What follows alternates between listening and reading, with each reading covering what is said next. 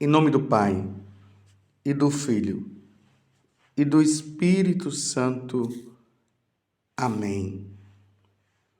Naquele tempo, quando Jesus entrou em Cafarnaum, um oficial romano aproximou-se dele, suplicando: Senhor, o meu empregado está de cama, lá em casa, sofrendo terrivelmente, com uma paralisia.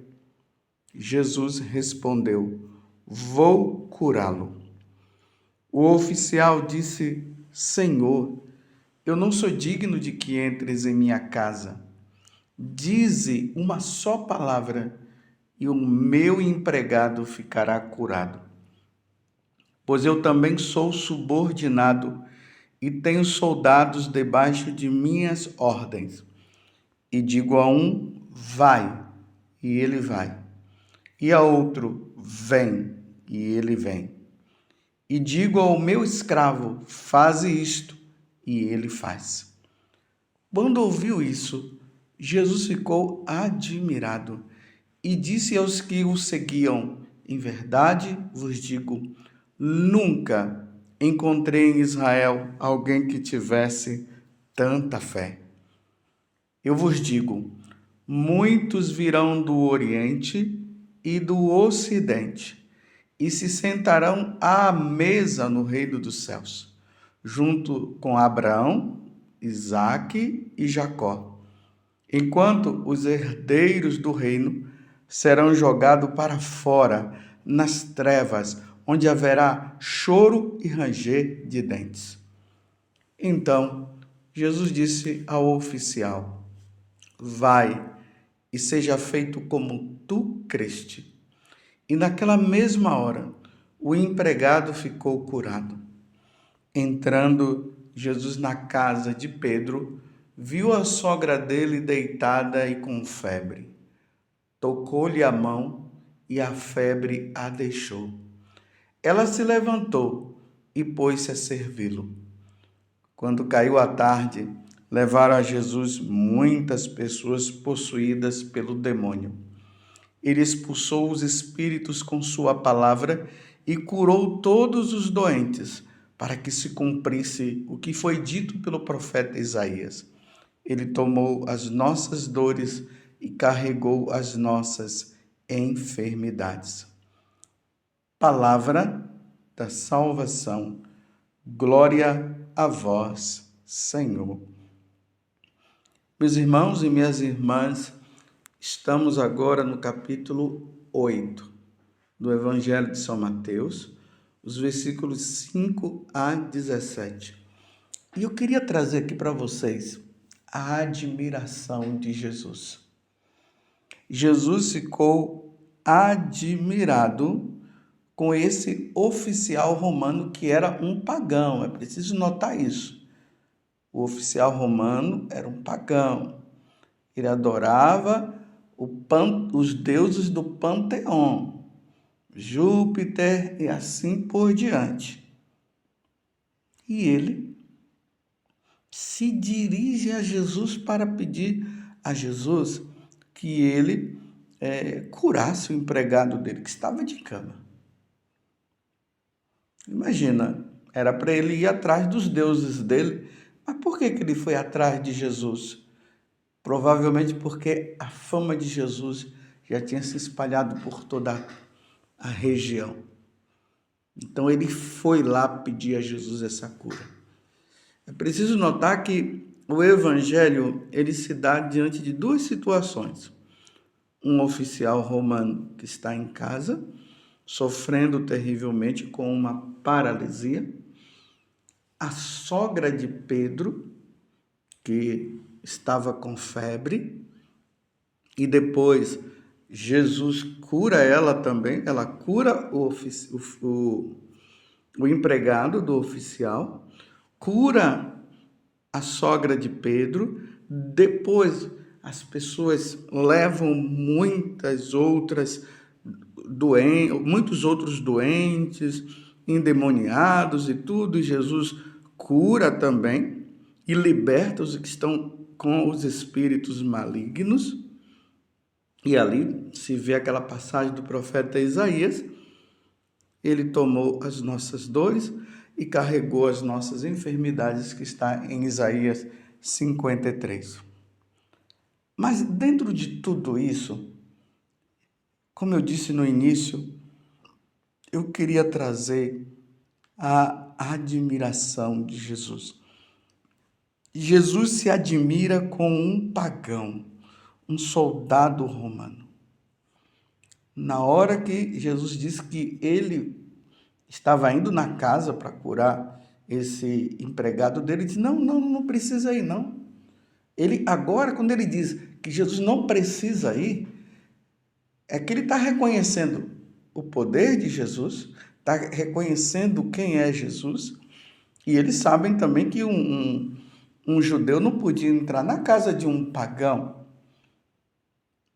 Aí ele diz: olha, eu não sou digno de que o Senhor entre na minha casa. Se lembra que nós falamos sempre isso na celebração da liturgia, na hora que nós vamos comungar, receber nosso Senhor Jesus Cristo.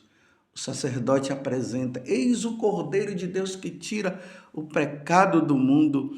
E nós respondemos, o povo responde: Senhor, não sou digno de que entreis em minha morada, mas dizer uma palavra e serei salvo. Aqui está a admiração de Jesus diante daquele homem. Chama Jesus de Senhor e fala que Jesus não precisaria entrar na casa dele, porque ele sabe que o que é o da ordem, assim ele dá ordem também para os soldados, e Jesus é só dar ordem. E não entre na minha casa. Jesus se admirou por isso ter saído da boca de um pagão. Aqui Lucas está mostrando que os pagãos se converterão. Os pagãos se voltarão para nosso Senhor Jesus Cristo. Ao mesmo tempo que Jesus se admira, ele está um pouco decepcionado também com aqueles que deveriam ter esse reconhecimento, que seria justamente o povo judeu. E eles não estavam, principalmente as autoridades religiosas, elas não estavam aceitando Jesus, estavam com firme propósito de matá-lo.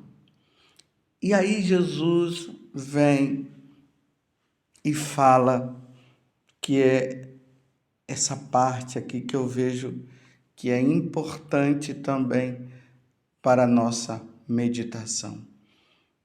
Eu vos digo, Jesus está dizendo, muitos virão do Oriente e do Ocidente e se sentarão à mesa no reino dos céus junto com Abraão, Isaque e Jacó. Muitos, está vendo? Jesus agora está abrindo o leque. No Oriente, no Ocidente, muitos se converterão e se salvarão. E quando ele fala sentarão à mesa no reino do céu junto com Abraão, Isaque e Jacó, ele está dizendo aqueles que se salvarão estarão no céu. Estarão no céu comigo muitos. Ele está dizendo muitos, ele não está dizendo todos. Lembremos que depois os apóstolos são enviados a pregar o evangelho a todas as nações. Aqueles que crerem e forem batizados serão salvos, quem não crê já está condenado. Estou sempre falando isso porque isso precisa entrar no teu coração, na tua mente e essa verdade precisa se encarnar dentro de você. Então eles receberão, muitos se converterão, não serão todos, meus irmãos. E aí Jesus complementa dizendo: enquanto os herdeiros do reino serão jogados para fora, nas trevas, onde haverá choro e ranger de dentes. Vocês estão vendo aqui? É engraçado. Me desculpe até falar assim. A gente ouve por aí as pessoas dizendo que o Deus do Antigo Testamento era muito severo, era muito duro, mas o Deus do Novo Testamento não, ele é amor, ele é misericórdia, como se o Deus do Antigo Testamento fosse outro. O Deus do Antigo Testamento e do Novo é o mesmo. Nós cremos em um Deus só, em três pessoas distintas, o Pai, o Filho e o Espírito Santo. Então, o Deus do Antigo Testamento é o mesmo Deus do Novo.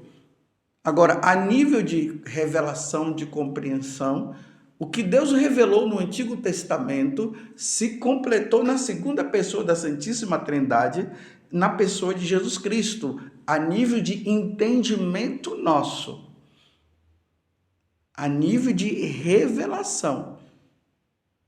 Jesus completa essa revelação.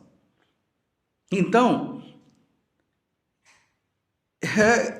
é Deus dizendo, é Jesus falando de condenação ao inferno.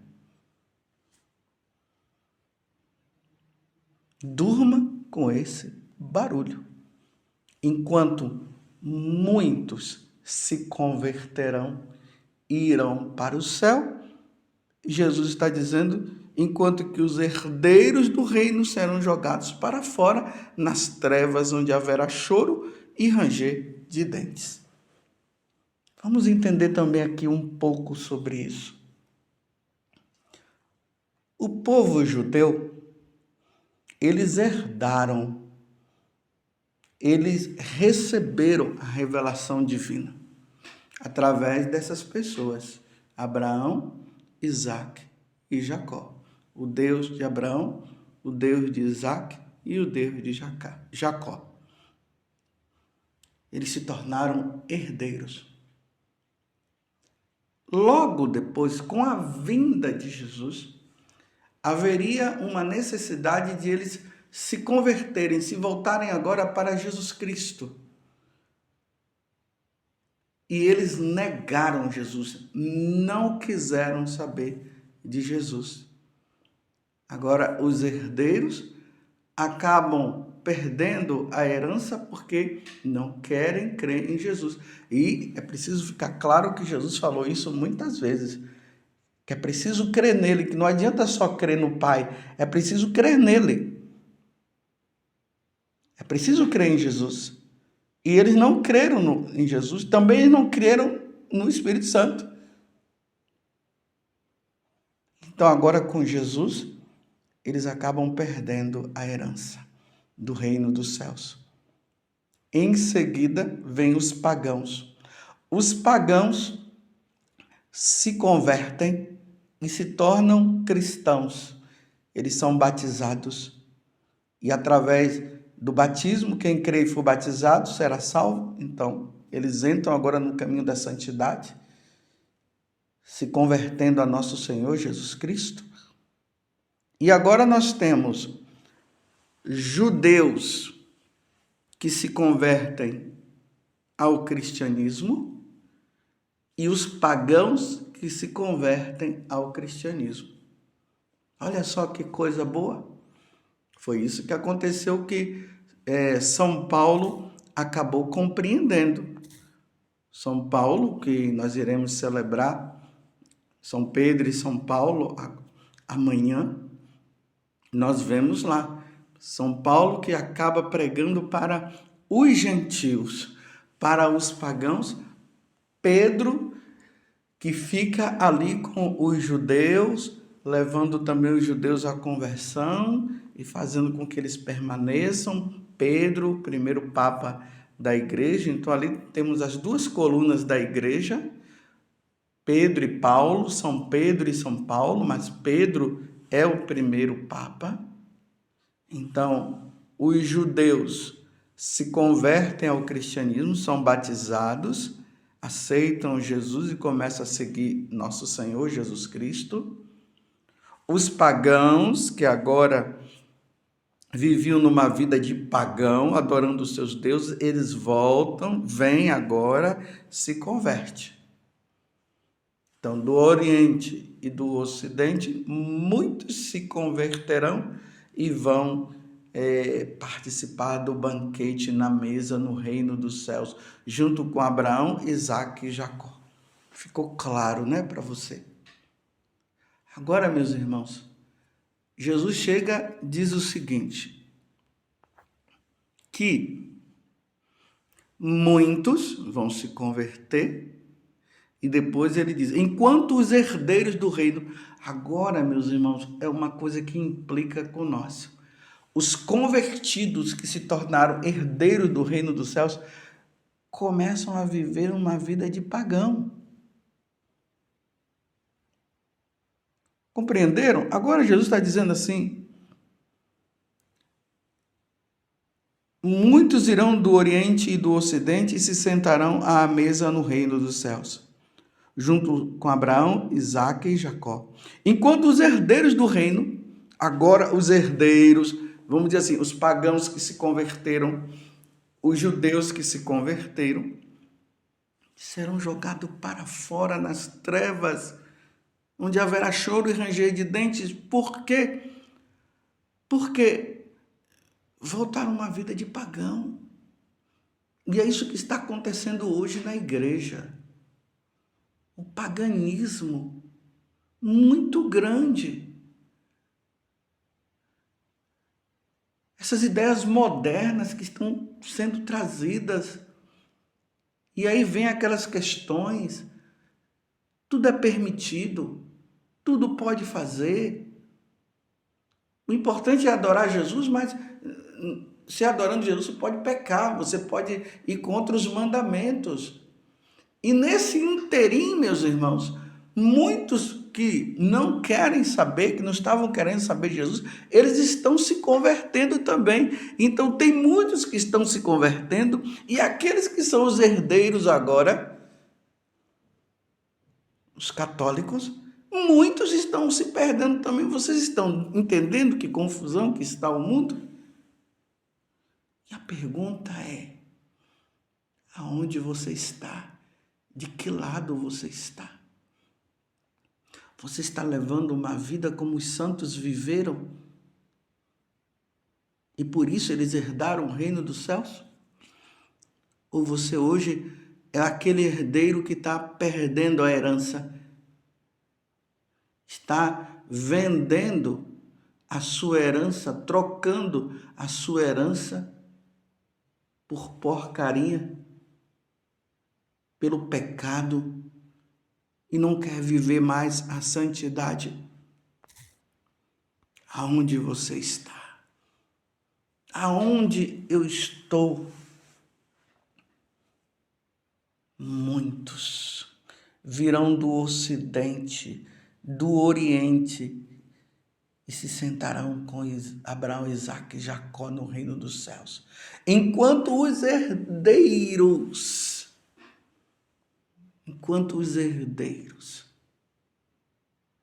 serão lançados fora nas trevas exteriores, serão jogados para fora nas trevas, onde haverá choro e ranger de dentes. Meus irmãos, salvemos a nossa alma. Meu irmão, salve a tua alma. Procure ser fiel a Deus. Santidade, meus irmãos, ou santos ou nada, como dizia Padre Jonas, aqui da comunidade Canção Nova, ou santos ou nada, e depois ele começou a dizer, ou santos, vamos ser santos, meus irmãos, não vamos viver na igreja, nós que somos herdeiros do reino dos céus, vivendo uma vida relaxada, uma vida de pagão, permitindo tudo tá bom, e dizendo que agora Deus mudou, e aqueles que querem viver a santidade estão dizendo que estão errados. Olha só, quem quer viver a santidade estão dizendo que está errado. Não, quem está vivendo a santidade é o que está certo.